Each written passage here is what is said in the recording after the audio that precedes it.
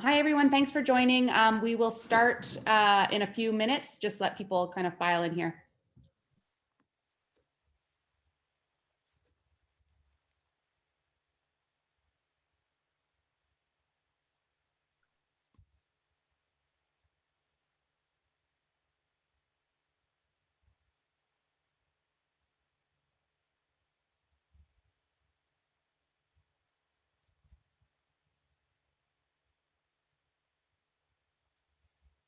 Hi, everyone. Thank you so much for joining. We'll just take a few seconds here to let others file in, and then we'll get started.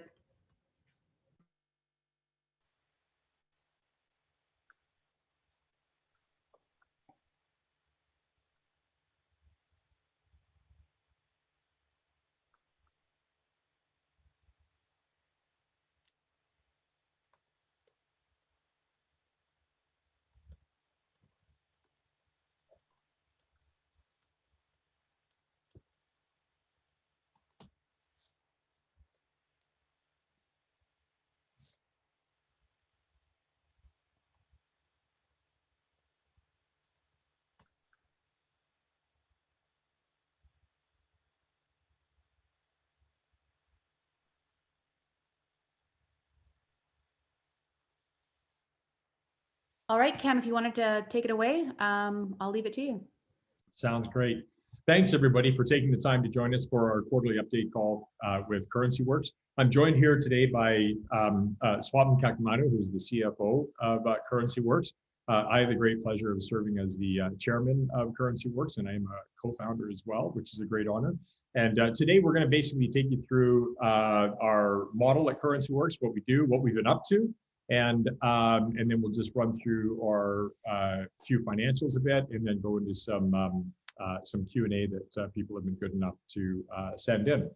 So maybe on that note, what I'll do is I'm just going to do a share screen here, and one quick second.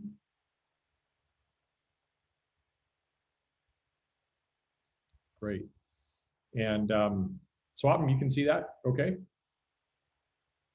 Yes, I can see it. Okay, great. Excellent. Sounds great.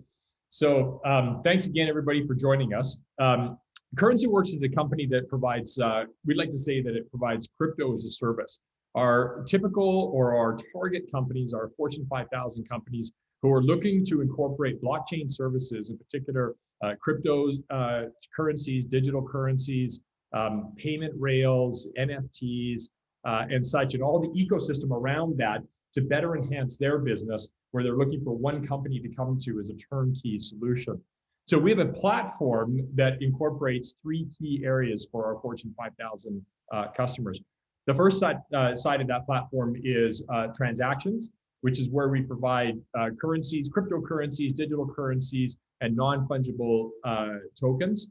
We do issuances, where we actually provide digital security issuances like STO platforms or non-fungible tokens in an actual issuing format, and infrastructure, where we provide mining and cold storage solutions, again, for our Fortune 5000 customers who are looking to build out either their own cryptocurrency, digital currency, or NFT platform, for example.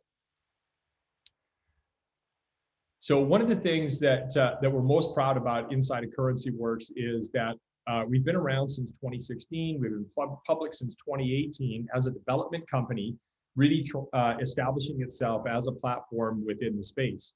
Our clients that we would call our transaction clients include customers and companies like Kodak One, in which we built the blockchain portion of the image rights management platform for them. Cameron, I'm sorry to interrupt. It doesn't look like they can see the actual presentation right now. We're just looking at the Zoom screen. Oh, wow. Okay, I'm going to back up. And let me just reshare this.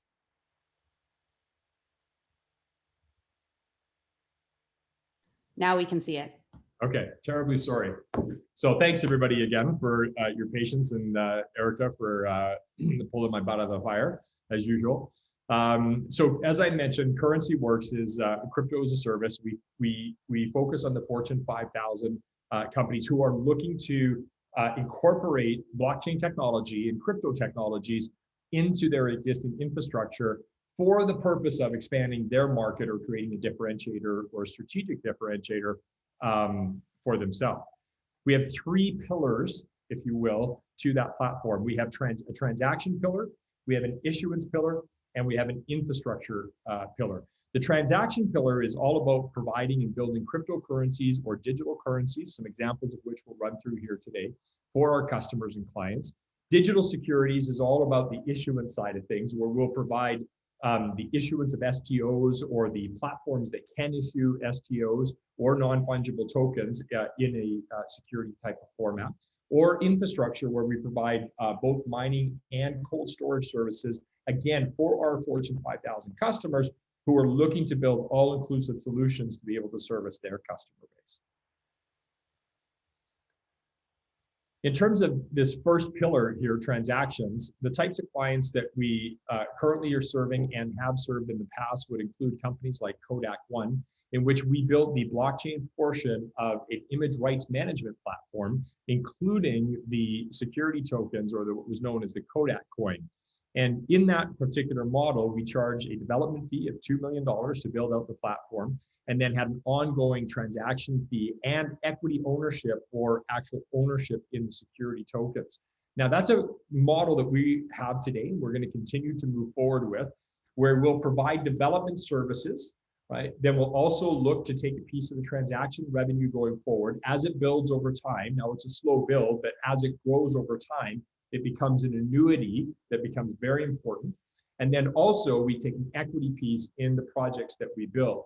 And the reason that we do this is that in each project that we build, we are developing further IP that enhances our overall platform.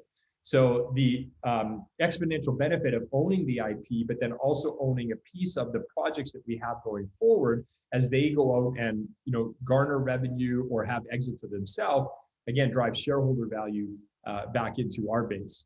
So another example would be a company called Forensic Asset Certification Technology, where we were providing services for them to actually use the blockchain for their unique ability to actually identify pieces of art that transfer between different locations. And so again, what we've done here is looked at building a blockchain that can verify the data between those two types of locations.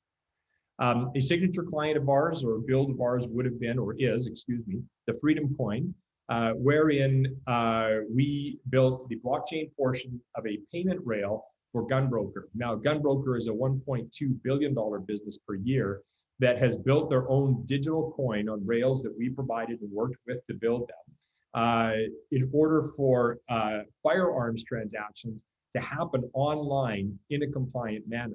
Now, this is likely, it's certainly by our assertion, is probably one of the most, if not the most used stable coins in the world that nobody's ever heard about. Because when you use this, when you go to Gunbroker and you sign up for what's called GB Pay, which is our technology underneath it, you don't even realize that you're using a cryptocurrency. And that's a really important feature about what we do, is you don't need 16-bit encryption codes, and you don't need to be an expert or a Bitcoin fan necessarily in order for you as a client or our clients and users to be able to have the benefit of being able to use blockchain or cryptocurrencies or digital currencies. And so this, again, was the type of transaction where, again, we went in, it was a $2 million build out of the gate. And then we do have a 20% equity in the underlying technology. And as that revenue builds, we then kick into actually sharing some of the transaction revenue. Excuse me. CaliCard, which is a customer that we just recently announced, is basically taking that same type of technology and applying the same lessons that we learned in the firearm space into the cannabis space, in particular in California. So CaliCard is servicing the 5 largest cannabis retailers in California. And in fact, those 5 largest cannabis retailers are equity holders in CaliCard.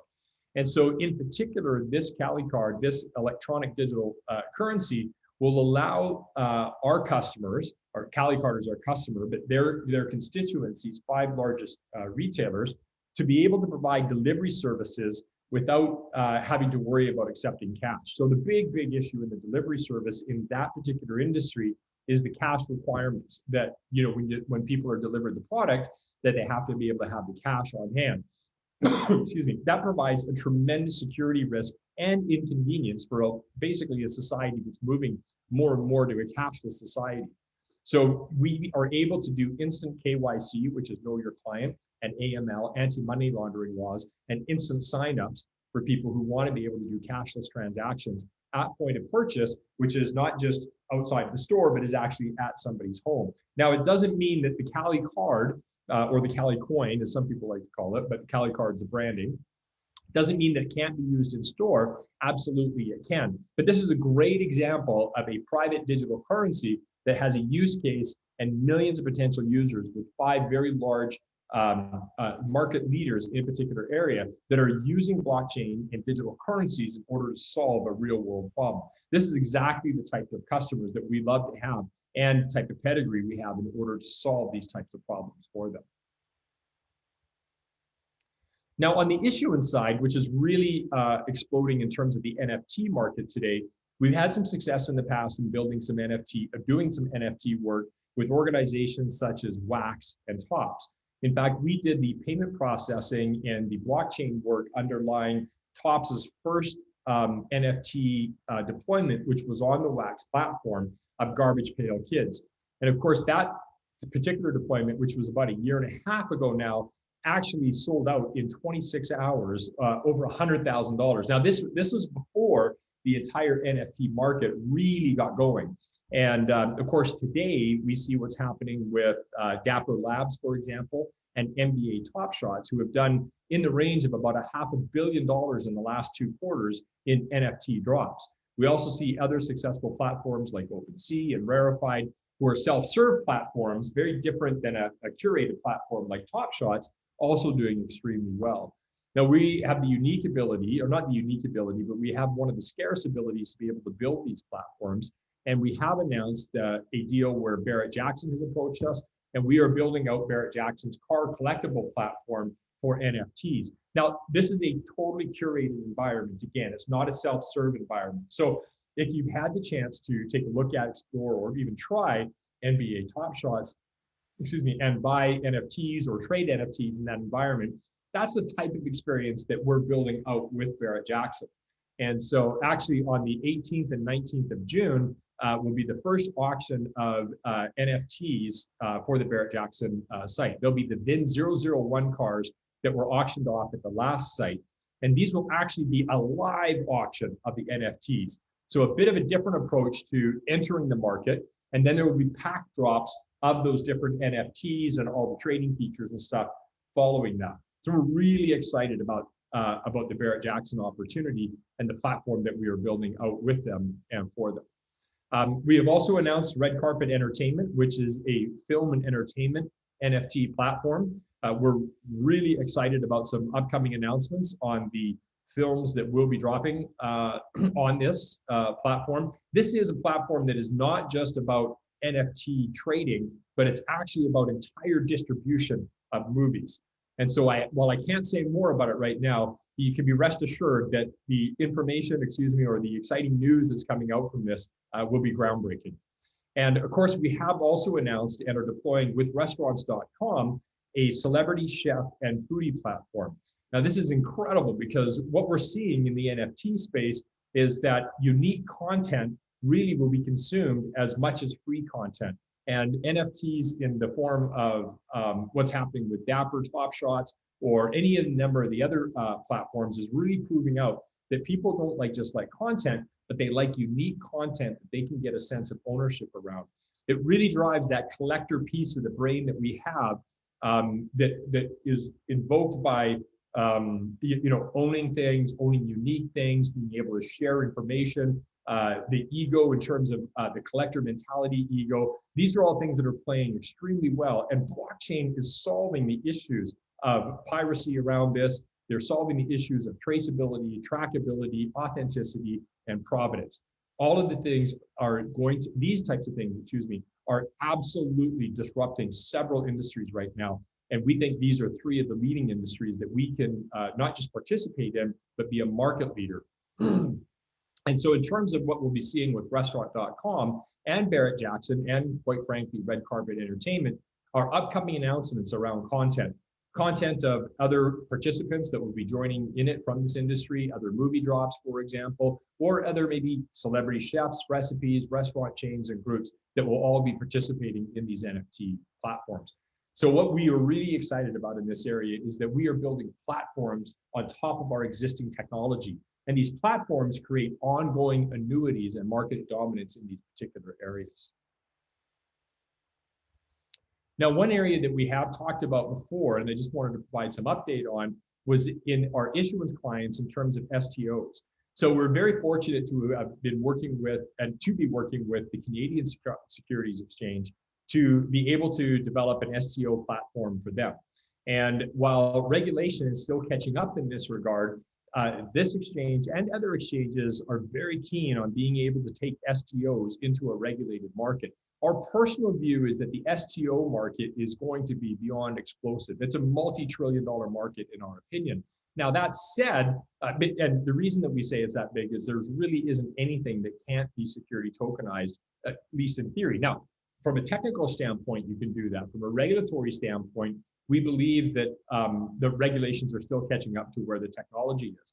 Now, we do see STOs prevalent in other areas on, we'll call it maybe less regulated markets or alternative markets. The reason that we believe that they have not really taken off, though some have certainly met with some success, is because they don't, or they haven't quite yet fit into the mainstream of regulation. We believe that once regulation continues to move in the direction of endorsing STOs and having a framework where they can be liquid, that this market will take off. So we continue to position ourselves. We've been at the STO market now since 2018, and we're going to continue to position ourselves as strong players in it. Now, it's going to take another year or so to actually have this market unveil, but there's a huge moat for other people to get into it in terms of understanding not just the technology, but actually being able to apply the technology in a regulated manner. We've seen in the past that we have not seen the Fortune 5000 companies move into this market because there isn't clear guidance yet on regulation. And because we've been at this so long and we're working with many credible players, both Fortune 5000 companies, but also regulators and exchanges themselves, we believe that we'll be well positioned over the course of the next year to become a leader, if not the leader, in regulated STOs. In terms of our infrastructure, we've really, in the last 6 months, been diving hard into this. And our infrastructure is really, again, being driven by customers. So we're not getting into more and more infrastructure because it's a cool thing to do or there's profit to be made there. Not that that's not a bad reason to move into it, but we're moving into it, quite frankly, because our customers are dragging us into it. We have customers that are saying, hey, listen, we want to build a digital currency, or we want a stable coin, or we want our own cryptocurrency, but we need node management and we need cold storage and we need to be able to do things that drive the cost of the fuel down. We need to be able to do things that are environmentally responsible, as opposed to maybe just adopting Bitcoin and the fluctuations that go with it, and the environmental impact or the political problems or challenges that revolve around that. So without passing any judgment on whether Bitcoin is right or wrong, we do know that we have a technology that our customers are adopting, and we are being asked to address some of the underlying inherent issues that may exist with some of the existing infrastructure out there. So we have announced Project Zero Crypto. And what Project Zero Crypto is a platform by which we can mine cryptocurrencies, whether it's a Bitcoin or Ethereum or a currency that we build for ourselves. We can mine them with zero cost energy. So we use upfront a pyrolytic process, which is a process where we take in feedstock from municipalities, so organic waste. We burn them in our pyrolytic plant, which is a plant that gives is at high heat but gives off no emissions, and we turn that into energy, which then runs our specifically designed Bitcoin mining operation for our particular customers or clients, or for Bitcoin. Now, we think this has big implications across the broader industry to be able to provide a zero-cost energy infrastructure and an environmentally responsible infrastructure to mine things like Bitcoin. But in itself right now, what's been driving our entrance into this market is the fact that we have customers asking for this for their own particular needs. So our immediate focus is to be able to provide this as a service to our existing and growing customer base, but then be able to take that platform and apply it into the broader market of Bitcoin and Ethereum. So I'm not being vague in terms of more information on this, but it's a very fast-moving initiative that we have internally, and there will be significant releases coming out talking about what's happening here, who's signing up, the municipalities that may be participating, and of course the customers, most importantly, that are taking advantage of this technology that's been developed. In terms of the market out there, we have seen these are a little outdated because the market does move so quick, even over the last week. But these are the types of companies that we feel are relative comparables out there to the market, whether they're in the infrastructure space or whether they're in the development space or whether they're in the platform space. We think that we represent, based on potential, a significantly undervalued opportunity to invest in CurrencyWorks. And of course, you're investing in a company that has a relatively small cap table compared to the market out there of the other companies that may be participating in this space. So it doesn't take a lot to see our valuation increase. And we do believe that with what we have at hand and the projects that we're working on currently, that as they become more realized, as our shareholder base grows, and certainly as we put out more information about the customers that we are going to be working with and the projects that they have at hand, that we do see significant potential increase in valuation.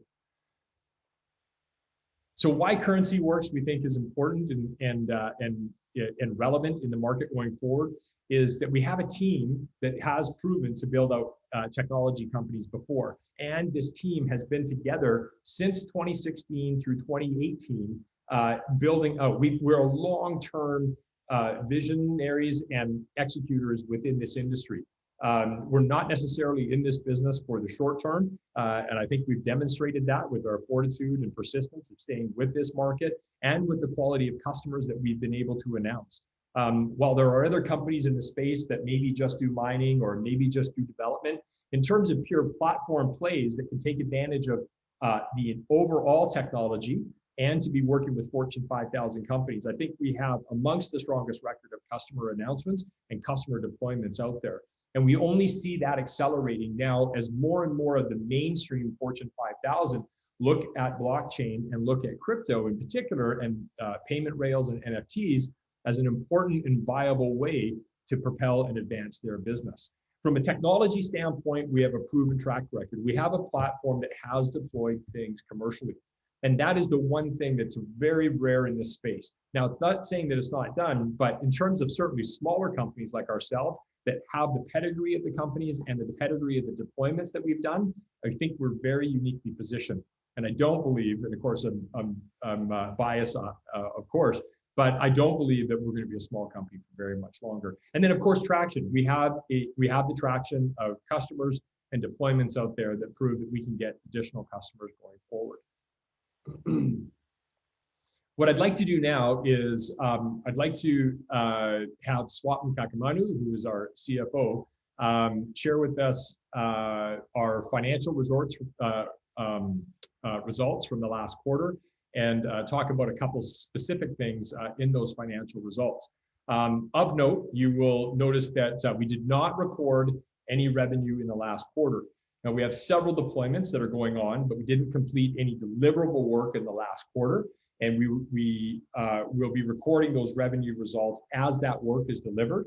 And so every time we come up with an announcement, there's a backlog of revenue that then comes behind it. So Swapan will address that shortly.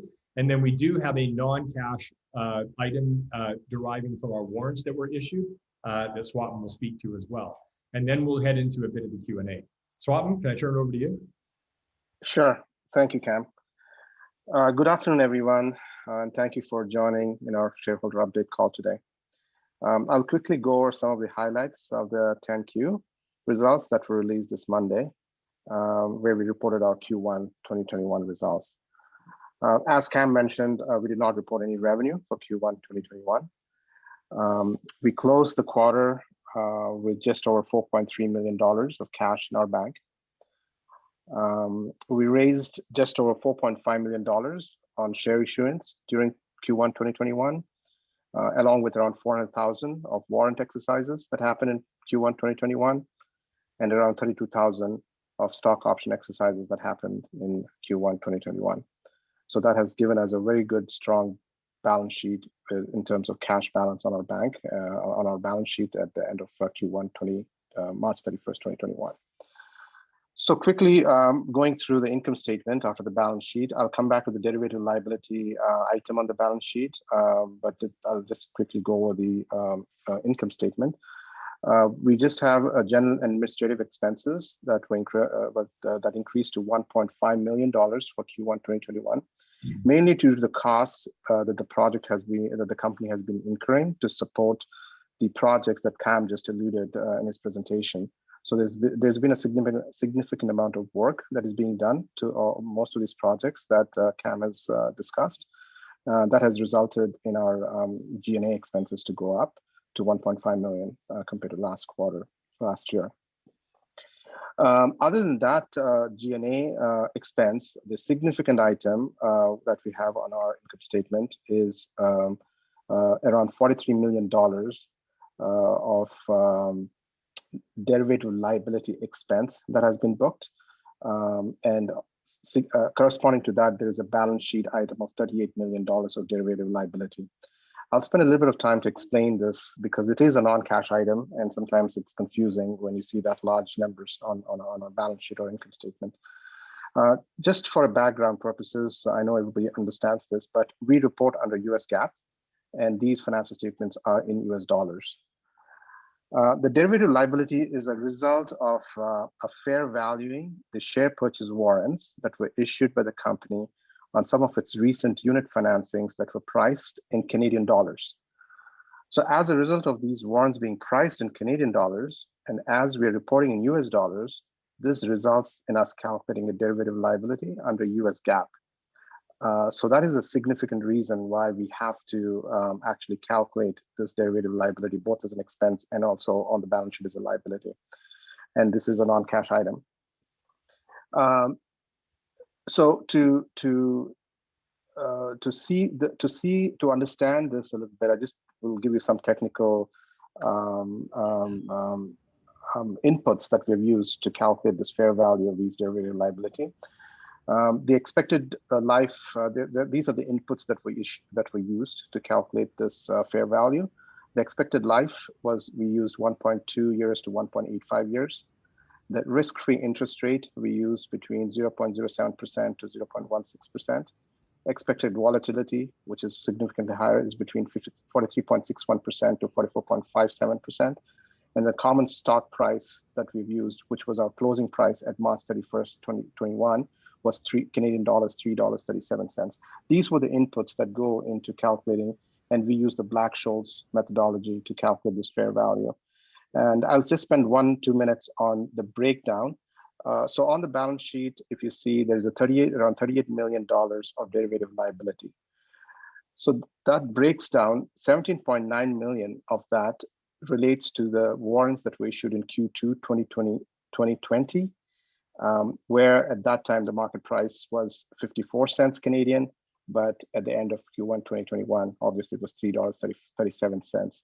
So that resulted in a $17.9 million of warrant derivative liability adjustment on the balance sheet. And the 3.5 million was due to the warrants that were issued on January 5th, 2021. And 16.6 million was due to the warrants that were issued on February 4th, 2021. That makes up that $38 million of warrant liability, derivative liability on the balance sheet. Now, quickly going through on the income statement, we had around $43 million of derivative liability expense, and I'll just give you a quick breakdown of how that breaks up. 14.1 million of that is the revaluation that we had to do for the Q2 2020 remaining warrants. Obviously, as I said, they were at that time, they were priced at 54 cents Canadian, and we had to revalue them at $3.37, which was the price that we closed on March 31st, 2021. and 3.6 million related to the January 5th warrant issuance.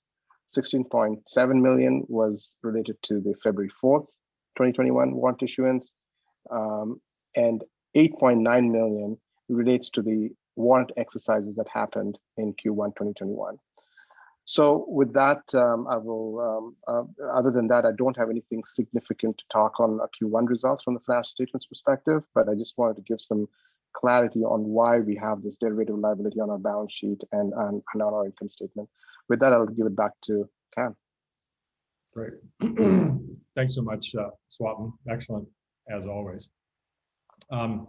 There's been a number of questions that have either come up or were sent in and or given to Rolly. And so I'm just going to run through a number of them as time permits here. So the first question that comes up is, what is the company's estimated timing to achieve a profitable quarter? And what are the earnings estimates for a 3-year outlook? So we don't give earnings guidance. We're a development stage company, obviously, and just not at the stage where it would be prudent to do so. However, I'm pushing the company to look for profitability inside the next 4 quarters. So let's call it within a year. I certainly see that as a potential. However, the growth rate of the company right now is such that management and under board direction may elect to continue to really push that growth and gain market share. And so profitability is always a bit of a question in that regard. So not to give an elusive answer, but that's kind of where we're at. Would you have any color that you'd like to add to that at all, Swapan? No, at this point, I think we as a company are not providing any revenue guidance. I think, as Cam said, I think I don't have anything to add, Cam, on that one right now. Sounds good. Another question that came in is the company needing to raise capital by issuing more shares and diluting the shareholder base, or is there adequate current revenue stream to fund growth? So with the current balance sheet we have, we certainly, I believe that management could taper the company into a spot where it could grow very conservatively into profitability. However, with the amount of work that has come down the pipe that I've seen from the management team anyway, I would suggest that they would probably want to accelerate, and I would encourage them to accelerate that growth. So while there's a good amount of cash on hand, there is no immediate financing plan in order. However, with the size of contracts that are happening and the growth rates that are required, I wouldn't put it out of the question. But there's nothing specifically on the drawing board at this point. I think, Swap, I'll give this question to you. Is what is the company's financial status, debt, cash, revenue, et cetera? And any concerns for solvency? So I think you addressed that, but maybe I'll just throw that in. Yeah, sure. I think compared to our year-end, December 31st, 2020, our Q1, March 31st, 2021 balance sheet, as I said, we have a $4.3 million of cash in the bank. We are monitoring our cash burn pretty closely, especially with these new projects that are being onboarded. And as Cam said, as these projects mature and require separate capital, we will definitely look at that separately on a project-by-project basis. But as of now, we have significant cash that will give us no concern of insolvency at this point in time at all. Please share future new growth opportunities, projects, and potential for free cash flow and timing from current projects. So I think in the presentation, I addressed most of that question. The pipeline's extremely full. We've announced 3 or 4, just even we've announced 3 or 4 NFT platforms, a new coin that we're building, and there's several other very large ones in the pipeline. So typically these projects, within about a quarter or 2 of us onboarding them, we start to recognize the revenue from them.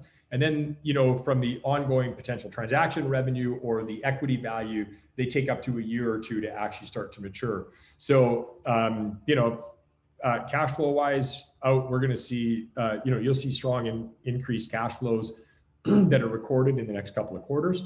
But I think the thing that you want to look for are customer announcements.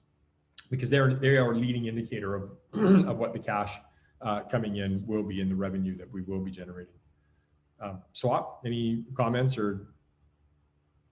No, I think that's exactly right. I think these projects, as they mature and as we deliver with some of the infrastructure that we are building up as we speak, and that's why you saw some of our G&A costs increasing in Q1. I think that is all indicative of the costs we're spending to deliver some of these projects, and revenues would flow as the deliverables are completed and the projects are onboarded. Yeah, I think that's one thing that I really want to compliment the entire team at CurrencyWorks on is you know, as if we see a ramp in expenses, it's because there's a ramp in customers. Like that's the, you know, and certainly, you know, kind of after the Bitcoin and meltdown that happened, and the kind of the chasm that was still being crossed for development work in terms of blockchain, which seems to well be crossed now. Now there's more work than we can ever find resources for. You know, I think we saw CurrencyWorks do a really good job of consolidating expenses and ensuring that it didn't have to raise money and it not over diluting and all of those types of things. And so I mean, looking at the financial, I'm actually pretty excited to see how things are ramping on the expense side, because it's indicative of customers onboarding. So any plans to uplift to Nasdaq? So that's a great question. And it is for sure on our roadmap. I can't make any representations, but that is the direction for sure that we've been working with in the past and other companies that we've built. And yeah, it's on the roadmap without question. That's probably all I should say right now. What is the number one main reason business opportunities? What is the number one main business opportunity you see for the remainder of 2021? That's a hard call. We have incredible currency development work that's happening right now with some great customers. But the NFT market in particular, the platform builds, is just completely overwhelming. There's no way that we can even answer the amount of opportunities that are just coming in almost on a weekly basis for sure. So that's where we probably see the immediate opportunity, and we'll continue to build out in that direction. NFTs are all the rage these days. Okay, so what do you see as the main market potential, and how will CurrencyWorks capitalize? We'll capitalize with the main market potential. We think is in some of the verticals that we have mentioned here, some further ones that we'll be announcing in short order, all of which come with customers and partners.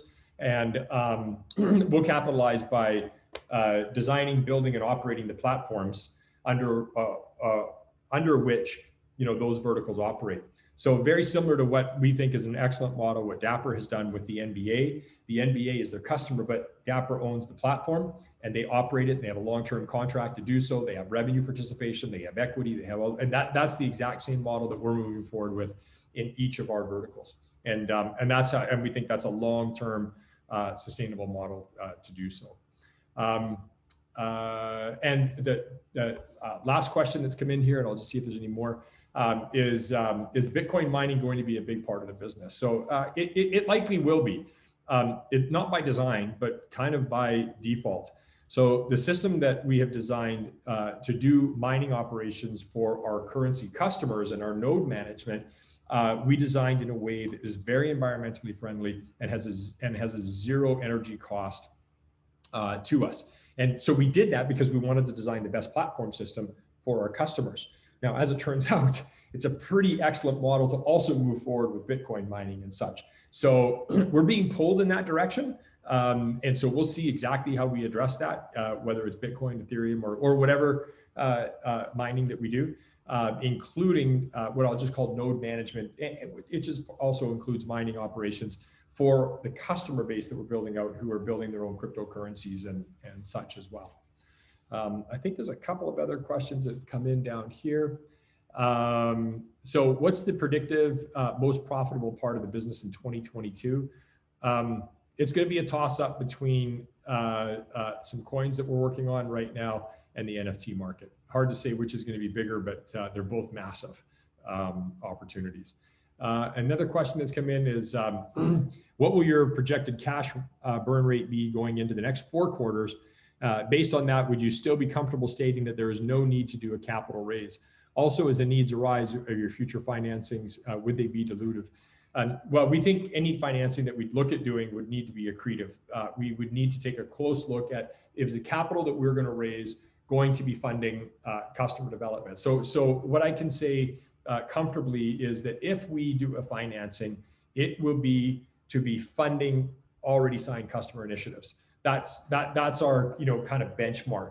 And so in that regard, if we're funding future growth based on what we've got on hand, I would suggest that it wouldn't be dilutive, but rather accretive.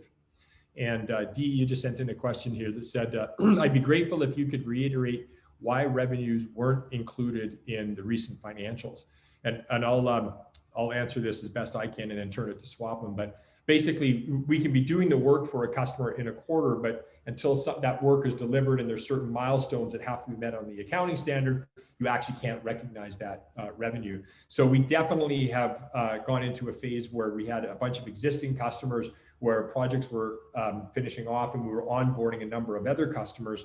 And so we haven't yet recognized the revenue in the queues, but that work is ongoing. Swap, am I correct in answering that way, or would you? Yeah, pretty much. I think bang on, Cam. I think the revenue recognition policy is a very strict guideline policy that we need to adhere to. So if we don't see any of those criteria being met, unfortunately, we just won't be able to recognize revenue. But having said that, as these projects mature and we have confidence and we have all the metrics that hit the revenue recognition policy, we'll definitely recognize it at that point in time. Sounds great. So on that note, I will maybe conclude in saying that we're obviously excited about what's unfolding in the cryptocurrency space, in the blockchain space.